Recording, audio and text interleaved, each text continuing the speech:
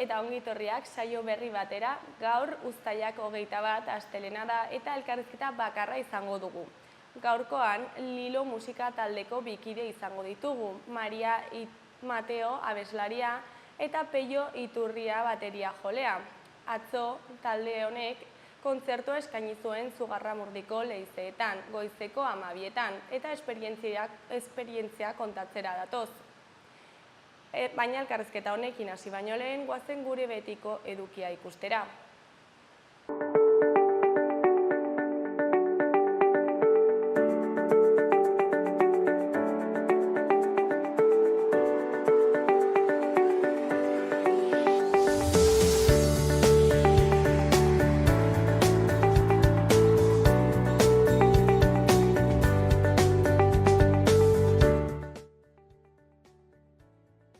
Goazen orain gaurko efemerideak ikustera. 1512ko uztailaren 21ean Nafarroaren inbasioa hasi zuen Albako dukeak Ziordia eta Guitzuetatik sartuz. 12.000 soldadu zituen berekin, Afrika eta Italiako gerretan aritutakoak. Nafarrek defenditzeko saiakera ugari egin zituzten, Uharte Arakilen finkatutako defentsa puntuan adibidez. Erronkariko soldaduek segada bat ere prestatu zieten gaztelarrei Oskiako aitzaartean, baina alferrik. Uztailaren 25ean Albako dukea Iruñean sartuko zen. Egun berean, baina 1936ko uztailaren 21ean, Marina Ginesta 17 urteko militante antifasistari argazki hau atera zion Juan Guzman argazkilariak. 1936ko gerra hasi zenean PSUCko gazterarietan militatzen zuen, eta Mikhail Koltsov Sesbeko Pravda egunkariaren korrespontsala lagundu zuen. Koltsovek emakumeen emantzipazioaren eredu gisa deskribatu zuen. 1968ko uztailaren 21ean Lazkaoko Beneditarren komentuaren teilatuan xingola beltzdun ikurrina agertu zen, Txabi Etxebarrietaren aldeko meza bitartean. Ikurrina legez kanpo zegoen eta etako kide bati omen egitea erregimenari erronka botatzea zen. Eta bukatzeko 1983ko uztailaren 21ean kalez jantzitako poliziek Errenteriako jaien hasiera lehertu zuten herritarrak jipoitu. Txupinazorako zain 1000 lagun inguru bilduta zeuden udaletxearen aurrean.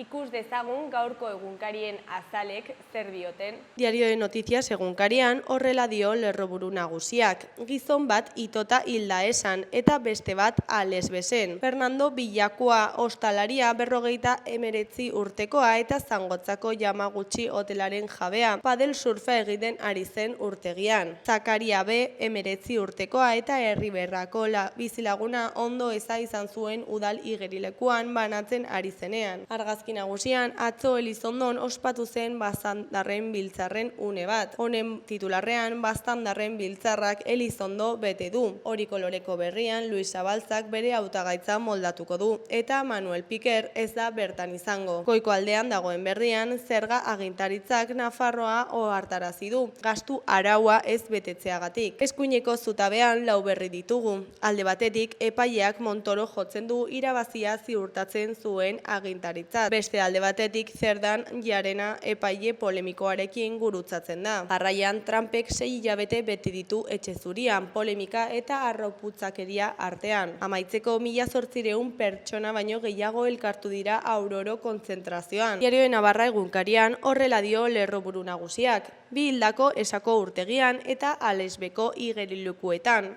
19 urteko gazte bat Herriberan ito zen istripu baten ondorioz. Esako bizilagun bat urtegian hil zen uretako kirolak egiten ari zela. Argazki nagusian berroketaren karrozak telefonoa herrira iritsi zela irudikatu zuen.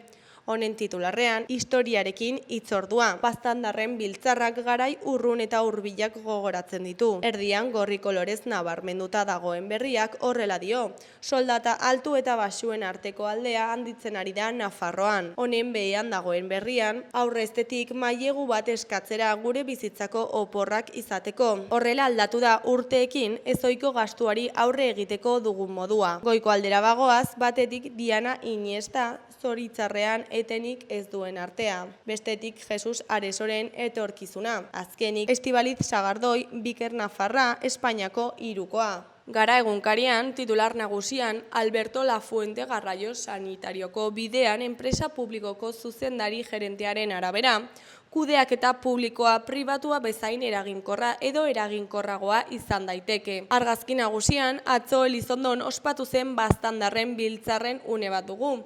Titularrean, Aroztegiak eta Elkartasunak ireki zuen aurten baztandarren biltzarreko jai desfilea Elizondon. Ezkerreko aldean, Amaia Erreniagaren reportaia dugu. Uzta literatio berria, memoriara itzuli eta itzuli. Beheko aldean, hiru lerroburu daude, batean Unai Fernandez de Betoñoren analisia dugu. Lurzoru publikoa saltzen da izenburuarekin. Bestean, liskarra eta polizia edapen handia Azpeitian. Azkenekoan, Gazako Gose hilaren aurkako sarraski sionistek ez dute etenik. Euskal Herria Irratiari dagokionez, honen titular nagusian, azeta ekimenaren kide den Ana Sagastiren arabera.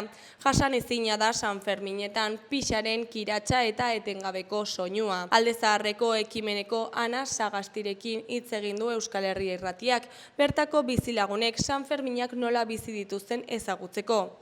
9 egunez eta 24 orduz soinua gehiegizkoa dela eta pixa usaina erabatekoa esan du. Gaia eta egunerokotasuna uztartzeko neurriak behar direla iruditzen zaio. Eskuineko berrietan, goiko aldean dagoenean, Ana Oioren aitzak ditugu. Nafarroako memoriaguneak bisitatzen ari dira Ruta al Exilio ibilbidean. 40 gazte ari dira parte hartzen Ruta al Exilio izeneko programan. Ibilbide bat da memoria lekuetan barrena gertatutakoaren berri bertatik bertara jasotzeko. Nafarroan 7 egunez izanen dira eta Ezkabako gotorlekua edo Sartagudako historia ezagutzeko aukera izanen dute. Azaldu du memoria eta bizikidetza kontseilari Ana Oio. Behekoan Maria Mateo musikariaren hitzak ditugu. Hausnarketa eta bizipen propioetatik abiatu dira abesti guztiak. Lilo taldeak atzo goizeko 12etan Zugarramurdiko leizeetan kontzertua eskaini zuten.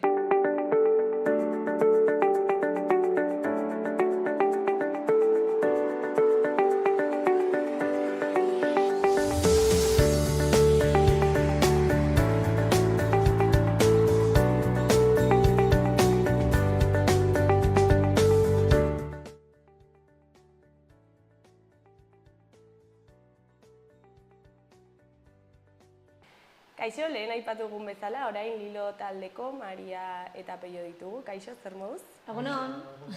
Bueno, zer moduz, ongi? Ongi? Egia esan ongi. Azken aldean taldearekin ongi, osea, pozik. Bueno, zuek, Maria abeslaria eta Peio bateria jotlea zarete, ezta? Eta atzo Zugarramurdiko leizeetan kontzertua eskaini zenuten. Eta, zer modu joan zen? Egia esan oso ongi, lekuak xarmandia duelako, jendea kontzertuan implikatu zelako eta akustikoki zaila izan arren, nik uste dut polita eta bereziare izan zela. Teknikariek oso lan polita egin zuten, eta baita ere abesti berriren bat esteinatu genuen eta emaitzarekin gustora. Gero igual sartuko gara gehiago horretan, baina orain hasteko eta kokatzeko kontatu guztue pixkat noiz sortu zenuten taldea, zergatik... 2008an sortu zen taldea. Maria hasi zen Nekanerekin gitarra klasetan, Nekane da gure gitarrista, eta oso erlazio polita sortu zen, ez, bien artean? Bai, kantak erakutsi nizkion eta Nekane jostatzen hasi zen, gustatu zitzaion, eta hola hasi zen modu natural batean, eta gerora Julen ere torri zen probatzera, Peio ere bai, baina jolas gisa, eta oarkaben, nik uste dut hola jaio zela, eta azkenik Oiane eta Irama sartu ziren, eta gorpuztu genuen nola bai. Eta hasieran ze ideia zenuten? Jostatzea, batez ere disfrutatzea musikarekin, ze erran bezala dena bilatu zen oso modu natural eta batean eta bilatu gabe, nola baita esatearren, azkenean hori Nekanerekin gitarra klaseak jasotzen dituen, eta orduan hola oarkabean gorpuztu zen, eta gure asmoa zen musika egitea eta bide horretan gozatzea. Eta bai gustatzen zitzaigula gure kanta propioak sortzea eta hoiekin bai jolastea, ez? Estilo landuko dugun, nola gorpuztuko ditugun, baina bertsioak ere egiten genituen eta besterik gabe disfrutatzeko asmoz. Mhm. Hori da. Eta ze partaide sartu zineten abentura berri honetan? Zein da bakoitzaren papera eta zein zen horretan? Bueno, hasieran egia da Mariaren abestiak zirela. Mhm. Mariak argi zuen pixka bere abestikin jolastu nahi zuela, igual ezer bilatu gabe, hola, baino. Eta, bueno, nik uste horretan hasi ginela ez, pixka jolasean. Eta, lehenengo kontzertu bat emateko aukera izan genuen. Eta kontzertu horren harira, bueno, pixkat repertorioa nahiko mugritza genuen. Orduan pixkat, luzatzeko edo, sartu genituen, nire ideia batzuk baita ere. Eta, bueno, pixkat, hola sortu zen baita ere, zakit, proiektua, ez? Gehien bat Mariaren abestiak ziren, baina, bueno, nik ere aukera izan nuen, nire ideiaren bat eta plasmatzeko, eta, hola eman genion pixka forma hasierako kontzertu horren harira. Eta, klaro, kontzertu bat egiteko ezakit minimoren bat bete behar den, ez?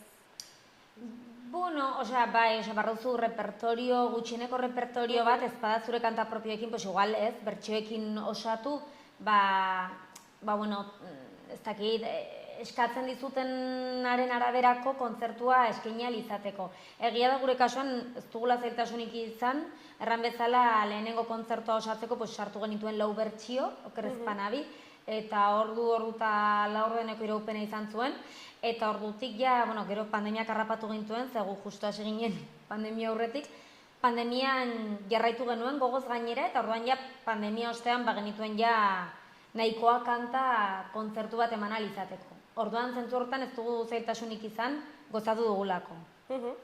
Eta lehenengo kontzertu hori nola izan zen?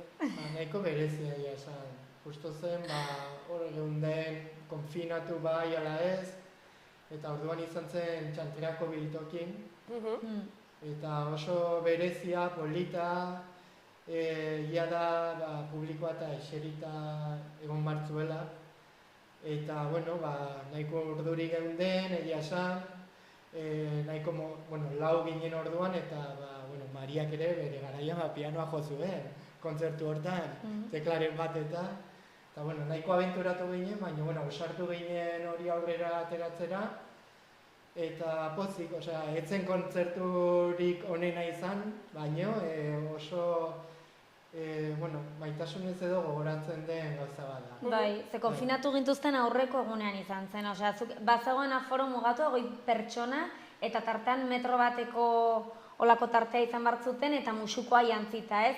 Horren izan zen raroa, baina egia da biltokik baduela xarma berezia, badu euskararekiko eta kulturarekiko jolingrina hori, eta horren zentzu horretan polita izan zen raroa, arrotza, zentzu horretan, baina aldi berean goxoa, oso jende goxoa dagoelako hor. Eta zuentzako ere, bertigo handiagoa, ze jendea, zegoen arreta jarrita zuengan, ze igual kontzertu argunt batean, ezakit, joan den naiz eskatzera, jendea igual edan du pixka bat, izketan zaude ondokoarekin, lehenbizikoa izateko erronka handia izan zen, eta pozik, ze, genituen 6 kontzertu lotuta, eta pandemiak harrapatu gintuen, eta orduan bakarra eman genuen, eta hori konfinatu aurreko egunean zelako, izan zen txiripaz, eta erronka handia, orduan polita berezia, baina liberan hori arrotza. Jendeak egon bartzuen isilik, musukoa jantzita, etzen ikusten irribarrea, gertutasun hori edo konexio hori lortzea zailagoa zen, zentzorretan pandemiak ez gauza asko erakutsi dizkigu, eta hain zuzen ere, bat hori izan da ez, musukoarekin zenbat galtzen den, eta pertsona batzuek zenbait zeltasun dituzten, musukoarekin ez, harremanak sortzeko edo, eta guk hor, nabari genuen hor. Eta gero, pandemian zehar, zer moduz moldatu zineten? Bueno, nahiko ongi, ez? Gauzak eta beste gauza batzuk lantzeko erabili genuen pandemia. Bai, taldean jarraitu genuen, kantuak sortzen eta egia esan, genuen oztopo hori, ezen ginen elkartu, jotzeko, baina beste modu batean jarraitu genuela, nik kanta pila bat sortu nituen, hauek ere gogoz hartzen zituzten, Eta, ez dakit, zentzu horretan, bai, ezken nuen gogoa galdu, ze gogoan dut, pandemia bukatu zenean, egon zirela, hola musikarloan edo, bi norabide gogoratzen ditut alde batetik musika talde pila bat sortu ziren, eta beste batetik musika talde batzuek beren bidea edo eten zuten. Orduan, guk zentzu horretan gogo hartu genuen. Daude talde batzuk, ezakit, pandemia garaian sortu zituzten kantak, badirela hor, ezakit, burbuila bat modukoak, ezakit, zuei hori gertatu zitzaizuen, inspirazioa egian beste leku batzuetan bilatzen duzulako, edo ezakit, bueno, ni ez naiz musikaria ezakit, baina... Guk proiektuarekin jarraitu dugunez, ikuste ondo. Ondo ze, igual behar genuen beste lanketa prozesu bat, eta pandemia erabili genuen hortarako. Nik uste orain dugun lan egiteko moduak badu zer ikustekoa pandemia garai horretan izan genuen lan egiteko moduarekin. Bai, eta gero sormenari dagokionez, pandemiak izan zituen, negatiboak diren gauza honitzez, baina beste alde batetik behartu gintuen, ez dakit nolabaiteko eten egitera edo gelditzera, eta horrek ere, sormen prozesu horretan laguntzen du, ez? Azkenean, beti itota gabiltza presaka nik behintzat mila gauza ditut, eta beti geldirik ere ez dakit egoten, baina. Eta, garaiura izan zen, en plan, eske, hau da dagoena, orduan gitarra hartzeko tarte gehiago nituen, hori egia da. Eta gero, beste gauzat, Lilo izena nondik dator? Ezakite esan airen bat daukan? Bai, taldea sortu genuenean, hasiera batean ere kantuak ziren, gaur egun peiorenak direnein bat kantu ere barne bildu ditugu, orduan, karo, hauek arraten zidaten ez, kantautore baldin bazaz norabait, zurekin zer ikusia duen zerbait izan dadila, baina ezkenuen Maria Mateo ikusten, ezkenuen hori nahi, taldea garelako ez, eta orduan, ezkenekien nola izendatu, eta mila izen genituen hor pentsatuta edo, baina guztiak hartuta zeuden, ez dakizer, bakizu goza horiek, erregistroak, ez dakizer. Eta nire izpak justo deitu ninduen egun batean, eta nire izpak noizbait ere Lilo deitzen nau, txikitan Lilo erraten nuelako, enekielako hilo esaten, simaz, Lilo, eta ordan. Eta hoi grazia gintzien, eta ikusi genuen, bazegoela hor hizkuntza jolasa, guk kantak euskaraz eta gaztelaniaz sortzen ditugu. Eta orduan, Lilok eman zigun aukera hilo eta lio hitzak pixkat josteko. Eta egokia ikusi genuen bere garaian, eta holaxe sortu zen. Eta, pandemia garaia hitz egin dugu, eta geroko urteak nolakoak izan dira? Izan genuen igual estudioko lehenengo esperientzia, ez? Talde bezala. Eta joan ginen festoara, nik ezagutzen nuen Einaut Gaztañaga, eta bera izan zen, gure lehenengo lau abestiak grabatu zituena. Eta, estudiora joan ginen, osartu ginen, eta oso esperientzia polita izan zen. Hori, pandemia garaiko lan guzti hori plasmatu genuen estudioan. Eta ezakit oso garai polita izan zen gu laurontzako, ez? Bai. Eta basan genuen aurrera, ez? Eta orduan, abestiak, nolabait ere finkatu eta grabatu genituen lau, eta horrek albidetu gintuen, ez? Beste musikariren batean pentsatzeko, edo zer behar genuen zuzeneko polit bat defendatzeko, eta hala hasi ginen, beste musikari bat bilatzen, eta nik uste hor sartu zela Oiane, pianista.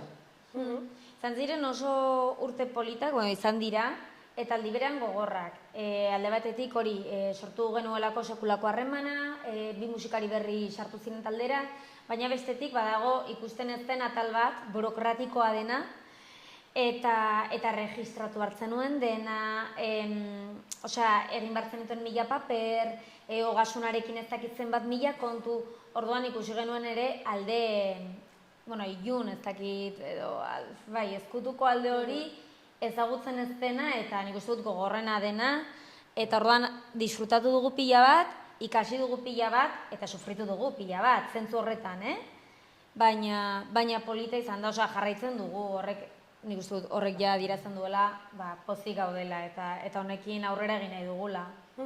Eta 2024 urtean, osea, pasaren urtean, zuen lehen diskoa grabatu zenuten, ezta? Eta, nola izan zen esperientzia? Josu Erbitirekin grabatu genuen, eta oso polita. Benetan Josu oso ondo portatu zen, oso pozik gaude emaitzarekin, eta, Josu plantatu zigun grabatzeko modu bat, guretzako baita ere erronka izan zen, baina, esaten dizudan, emaitzarekin oso pozik gaude, hor egon ginen 2 astez edo, ez, gutxiago. Gutxiago. Lau egunetan egin genuen, baina, gero luzatzen da gauza, baina opor batzuk bezala hartu genituen, egia esan. Bai. Gainera Josu Erbiti zoragarria da eta sekulako lana egin zuen, oso goxo hartu gintuen horrek ere asko egiten du eta disfrutatu genuen pila bat. Oso, bai. Eta gero, grabatzeko orduan ezakit abestiak moldatu behar diren grabazioera horretara eta igual ez diren geratu zuen buruan dituzuen bezala, ezakit. Aldaketak beti. Zuk etxetik dara mazuna, gure kasuan nahiko itxita dara mago etxetik. Baina, gero estudioan beti Josu adibidez gomendioren bat ematen dizu eta beti egoten da aldaketaren bat. Baina, gure kasuan nahiko itxita eraman, eta eskertzeko dira gomendio horiek, zer batzutan zu ez zara hartzen eta etxetikan oso landuta eramazun zerbait, askotan asko kostatzen da aldatzea, baina batzutan pixkat refleksio moduko bat egite duzu eta arrazoi du igual. Josu beti esatzen zigun, denak goaz bide berean. Nik zuen diska ahalik eta emaitzarik politena nahi dut lortzea, eta guk ere hori nahi genuen, beraz, harmonia berean, aldaketa horiek eskertzen dira, eta, Egia da, lan izugarria dagoela atzean, batez ere, Peio artista da, Peioek egiten du produkzio lan guztia, eta horrek baditu orduak, eta ordan zentzu hortan generaman lana nahiko ongi egina. Eta gero, horri gaineratzen baldin bazaio, Josuren interesa, mimoa, kantek ere irabazi zuten, gorpuztu zituen, eta... Eta gero oso, adibidez, oso musikari ona ditugu taldean. Zalantzari, estudio garaian eta, oso perfekzionistak dira, eta eskertzen da, guri adibidez harmonia aldetikan eta gauza asko eskapatzen zaizkigu, eta haieko hartzen dira segituan, eta eskertzekoa da, eski bakoitzak jarri du bere aletxoa, eta hauek ibilbide luzea eta mardula dute musikaren munduan, eta igertzen da, eta oso lan polita egin genuen denok, bakoitzak ere lan potoloa egin zuen, eta gusten da. Eta emaitzarekin pozik.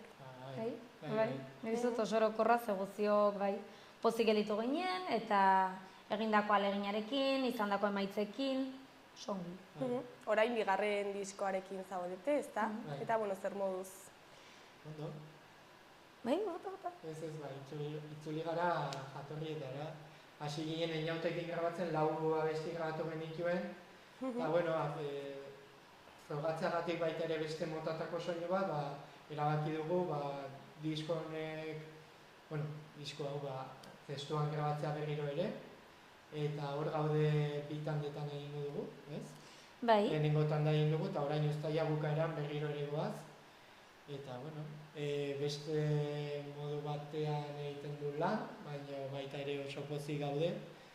Eta, lehenengo 5 kantek, itxura polita hartu dute, eta orain beste 4 ere grabatuko ditugu, beraz oso pozik.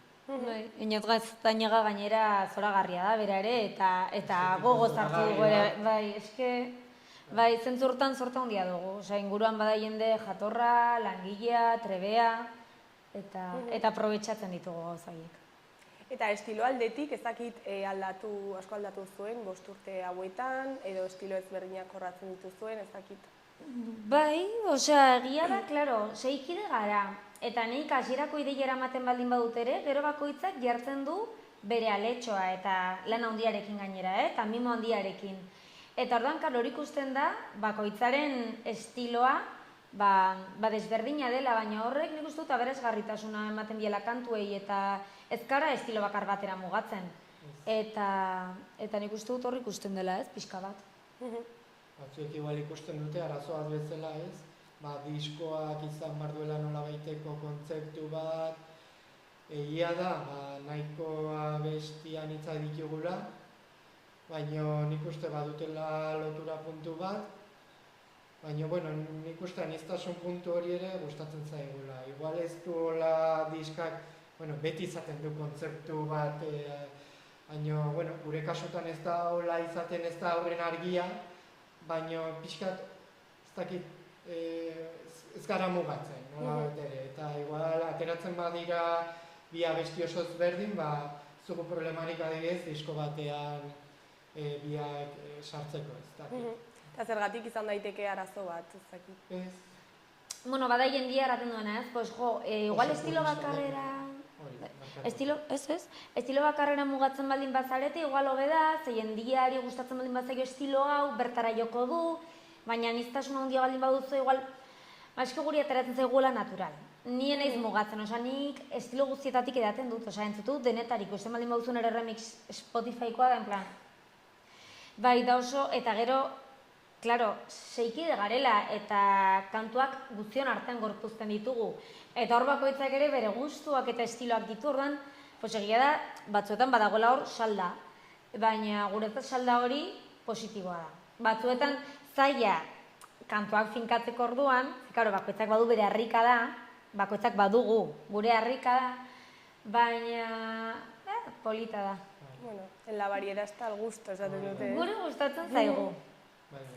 Eta gero, edukiaren arira, ezakit ze eduki lantzen dituzuen, ze gai... Osa, pixkat denetarik, ez? Lehenengo diskoan egia da, nabarmentzen dela gure bizipena edo gure bizipenetatik eta hausnarketetatik abiatutako kantuak eta gaiak, gertukoak zaizkigunak, egon daiteke bat maitasunezkoa, baina beste bat Alzheimerraren ingurukoa, beste bat sexuaren ingurukoa, beste bat barne gatazka baten ingurukoa, edo zahartzearen hausnarketaren ingurukoa, baina hori guztiak gertukoak zaizkigulako edo ezagutzen ditugulako, azkenean musika horretatik jaiotzen da, barruan dugun horretatik eta behar horri erantzuteko jaiotzen da maiz. Orduan, lehenengo diskoa bai batez ere, lehenengo diskoan hori aipagan ezakela. Eta bigarrenean egia da gaiak anitzak direla, baina badutela amankomuneko hildo bat. Eta da, azken aldian ez nola ikusten ari garen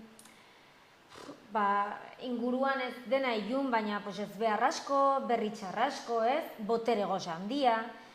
Eta orduan, horrek eragin digun kezkatik abiatuta sortu da bigarren disko hau, ez? Pixkat horri buruzko hausnarketa da, eta horren aurrean egin behar dugun indarra eta badire ere gauza onak, hauen aurrean ere badugu guk zer egin eta zer esan, eta pixkat nahi edo behar horretatik abiatu da bigarren diskoa, uste dut. Gaiak anitzak diren arren, gero. Eta uste duzue, bigarren diska honekin, ezakit jendea konektatuagoa sentituko dela, agian jaiak orokorragoak direlako? Bueno, ez gaitu gehiagi larritzen, guk egiten dugu barnetik ateratzen zaiguna, eta, bueno, jendearen arrera oso garrantzitsua da. Egia da, gustatuko litzai gukela jendearekin konektatzea, baina, bueno, gehien bat, iritsia momentu bat, non egiten ditugun gauzak gehien bat da guk gozatzeko, pertsonalki gozatzeko, eta gero, datorrena, ez da, jendeak esortatzen badu, guretzako izango litzateke, primerakoa, nolabait ere, guk egindako lan guzti horri, ez dakit, premio moduko bat da jendearen arrera polita, ez? Orduan,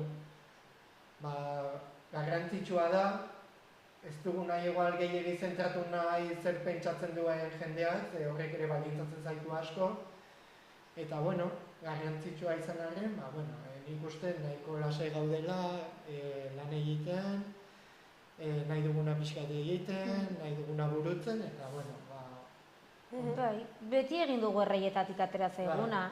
Eta bai, pues ojala ez, jendari gustatzea, baina horrek ez gaitu balintzatu behar. Osa, guk egiten dugu sentitzen duguna, eskaintzen dugu ahalik eta ongien, jendearekin konektatzen segiatzen garatze hori ere polita da, eta uste dut kantuak badituela bi parte edo bi partaide, alde batetik holtza gainean gauden ona, eta bestetik publikoarena, eta horrek batzen duena oso berezia da. Baina guk beti egiten dugu ateratzen zaiguna, ojala jendeari gustatzea iristea eta horrekin hausnarketa egitea edo eta konektatua sentitzea, baina... Eta badakizue zuen publikoa ezakit mota batekoa den, anitza den, edo ez dakizue? Ez dakigu ondo, nik uste nahiko anitza dela, baina kontzertutan ikusten dugunaren arabera. Ez dakit, eske... Bai, oso anitza da. Horren anitzak direnez, nik uste konektatzeko badaudela aukera nahikotxo. Orduan gazteentzako musika ere nik uste errez entzuteko musika dela, ez? Haiekin konektatzeko musika dela, baina gero badaude horren, bueno, gairen bat hain sakona denez, nik uste helduekin konektatzeko baita ere, ez dugula arazorik. Behintzat ikusten dugunaren arabera eta jasotzen dugun feedbackaren arabera, ez? Eta, bueno, oso pozik gaude. Oraingoz funtzionatzen dugu ongi, eta, zakit, hori jarraituz gero, gu gustora. Eta, bueno, esan dugu hasieran, atzo kontzertua eman zenutela Zugarramurdiko bazuletan, eta, bueno, zer moduz? Hor esan duzue soinuarekin arazoak izan zenituztela. Arazoak baino kontua da espazioa berezia dela. Berezia zentzu guztietan. Alde batetik badu sekulako xarma, ondare kultural handia dugu, eta horrek berezi egiten du, ez, ja bere horretan. Baina gero bestetik, klaro, akustikoki, leize bate baditu bere zailtasun eta komplikazioak. Zorionekoak gara, eta badugu izugarri maite dugun teknikari bat, eta arras artista iruditzen zaiguna, eta super rongi landu zuen hori guztia, eta oso pozik gaude maitzarekin, baina egia da erronka zela alde horretatik. Eta orduan, ez zaude deseroso, zentzu horretan gozatu genuen, berezia delako espazioa, baina bai, bizkat tentuz edo, kantaren bat moldatu genuen, zebestela, igual, bortitzegia izan ziteken, eta igual errebote horiek eragina izan zetzaketen soinu aldetik, ez? Baina gero gozatu genuen, pixkat tentuz, baina gozatu, ez? Teknikariek kriston oso lan txukuna egin zuten, bai. Denek gainera, bai. Oso zaila dira, Mariak esan duen bezala, holako espazioak, bai frontoiak, bazuloak, eta oso lan txukuna egin zuten, bai bertakoek eta bai gure teknikariak. Eta kontzertua hau ziklo kultural baten baitan zegoen, ez? Eta, zer da ziklo hau, zein da honen garrantzia? Kultur zikloa da. Nik uste Far Gobernuak antolatzen duen ziklo bat dela. Eta, Navarra Music Commissionek, bertako talde bat da, non kultura munduan eta antolatzen dituen olako ekitaldiak, ez? Eta, gu apuntatu ginen, talde bezala, atera zuten olako deialdi bat, apuntatu ginen eta zorte handiz hartu gintuzten. Eta, Zugarramurdin joko genuela, jakin genuenean, guretzako, bertakoak izan data, kriston horia, badakigu zer dakarren, toki horrek duen pixua badakigu, eta guretzako kriston horia izan zen, eta oso pozik, egia esan. Bai, gainerako horrelako deialdiak eta horrelako kontzertuak antolatzea oso garrantzitsua da. Azkenean kultura zaindu behar dugu. Eta guretzat sekulako aukera izan da, beste talde askorentzat suposatzen dut ere aukera aparta izan dela, eta goroz eta deialdi gehiago ikusten ditugu edo antolaketa gehiago edo, eta zentzu horretan pozik gaude eta uste dugu positiboa dela, hori ez bakarri guregatik, baizik eta musika eta kultura zaindu beharreko zerbait dela iruditzen zaigulako. Eta atzo jendea gerturatu zen, zein zen pixkat feedbacka edo.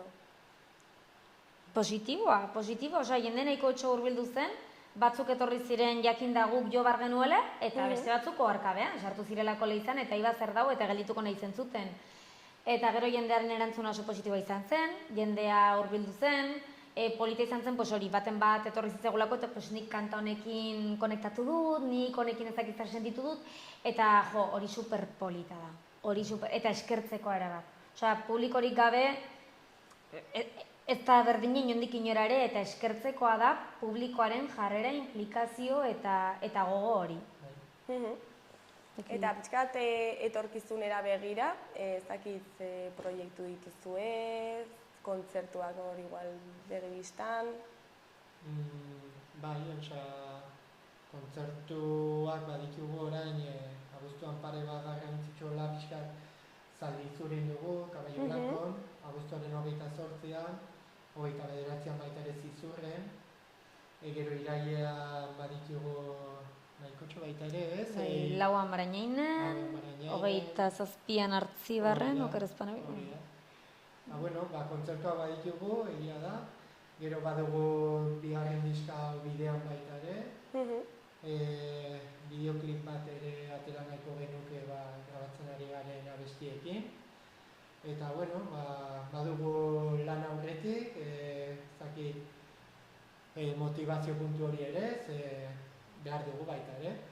Kontzertuak eta holako proiektuak izatea, ez, aurretik. Eta, nik uste garai polita datorrela, guretzako. Bai. Egia da lan egiteko modua eta definitu dugula pixka taldekideen artean. Eta, nik uste garai polita datozela, bai. Bai, nik uste seirok gogoan dia dugula bigarren diskoa kaleratzeko, hori bi etorri gara, baina atzean badaude beste 4 pertsona zoragarriak direnak, musikari zein pertsona zoragarriak, eta gogoan dia dugu denok, nik uste dut bigarren diskoari heltzeko, aurkezpen polit bat egiteko hemendik hilabete gutxi batzuetara, eta berriro ere martxan jartzeko bigarren diskoa lehenengoan egin genuen bezala lan aldetik badu bere, baina gogoz hartuko dugu nik uste. Eta beraz etorkizuna luzea, espero dugu, ez, taldearentzat. Bai, oraingoz bai, eta, izan dezaken luzera izan arren, bintzat oparoa, eta polita eta disfrutatzeko, baina bai. Momentua bizi dugu, hori da. Bai, baina oraingoz arrasongi. Primera, Mikote, ja bukatzeko, ez dakit zerbait gehiago komentatu nahi zuen, jendeari zerbait esan.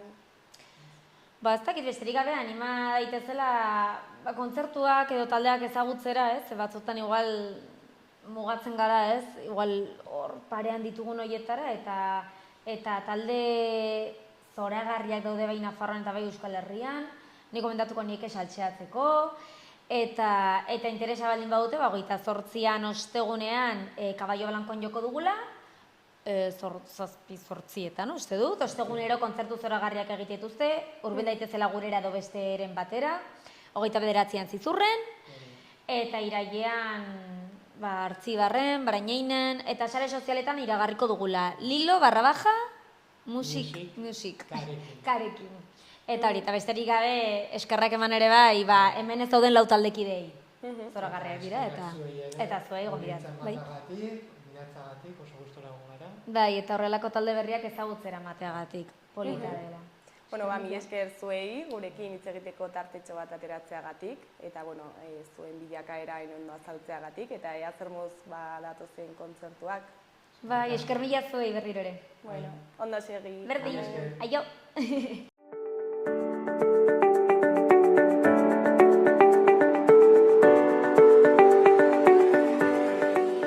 Gaurko eta biharko eguraldiaren iragarpena ikusiko dugu orain. Gaur, hodeiak ostarte zabalekin tartekatuko dira.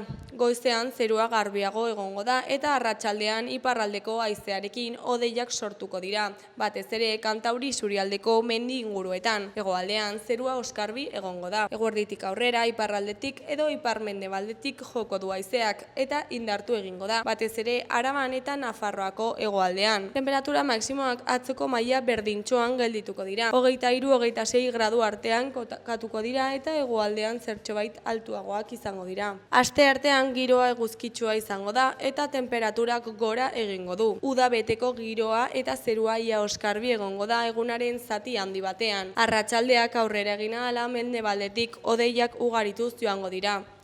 Egunean zehar tarteka behe-hodeiak ager daitezke kostaldetik gertu. Eguerditik aurrera brisa altxatuko du eta arratsaldean ipar-ekialdeko haizea indartuz joango da. Temperatura maksimoak 25-26 gradu ingurukoak izango dira kostaldetik gertu eta 30 gradukoak Araba eta Nafarroa hegoaldean. Gaurko zabizan dena bihar itzuliko gara eduki eta elkarrizketa berriekin. Mila esker zuen arretagatik. Agur, bihar arte.